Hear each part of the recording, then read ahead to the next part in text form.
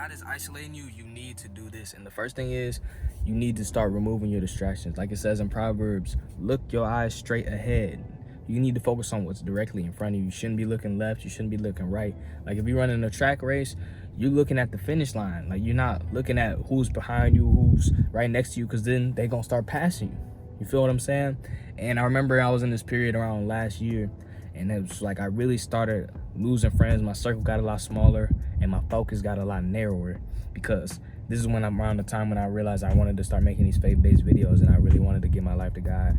And during this period, sometimes when you're changing, it's hard when you have a lot of distractions around you, because when I used to go to this other school, it was a big school, and I used to party and have a lot of activities, and these activities distracted me from doing what I felt I needed to do. But when I took a step back and I was like, you know what, I don't really want to party anymore. You know, I don't really want to hang out with these people that are drinking and doing this and that.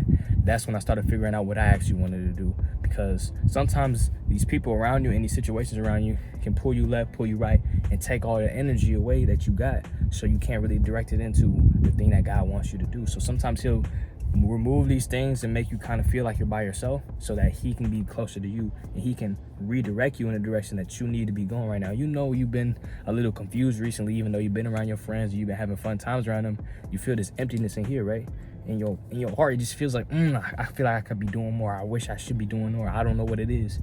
The reason you ain't knowing why it is because of all these distractions around you, because of all this noise around you. It's like when you got your beats up and your headphones on and the music all the way up and someone trying to talk to you and you can't hear them because the noise. It's the same thing in the situation you're in right now, which is why it's super important for you to remove your distractions when you feel like you're in this isolation period. The next thing you need to do is focus on learning. Like it says in the word, whatever you learn or receive to me, put it into practice. You feel what I'm saying? So sometimes we go in with the situation and it's not going good and we're getting frustrated. Like, what's the point?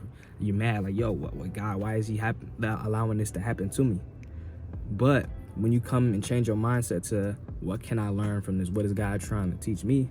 This is going to help you to be more open-minded. If you're more open-minded, you're going to be able to be more wiser. You're going to be able to learn more. It's going to help you navigate through your situation when you're turning to God and not turning to your own understanding.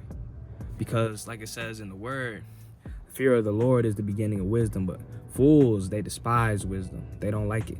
They don't like being told what they did wrong, right? Think about a player on your basketball team, right? You trying to coach him, right? He's a good player, but maybe he ain't good at jump shots, right? His release off, and you trying to show him, hey, you just fix your form like this, you're gonna make more jump shots. Be like, oh, nah, my form good. Nah, I'm good, coach. I don't need you to show me that. I already know, right? You know that one friend is like, oh, I already know that. You try to give him advice, and they're like, oh, I know, but I don't want to do that. Eventually, you're gonna stop wanting to give them advice because they're not trying to listen. They're being hard-headed.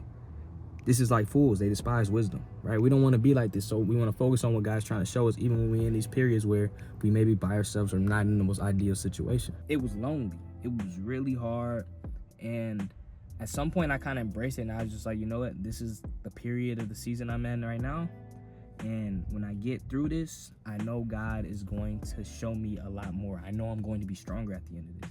I had to embrace it. I'm like, this is just this period where I have to be in this mode, or this is what God wants me to be on right now. Like it says in Psalm 46 verse 1, God is our refuge and our strength. He's ever present in troubles. Now you know what to do when God is isolating you. You're also going to want to know what to do when you're starting to feel alone. So watch this video next, and I'm going to see you there.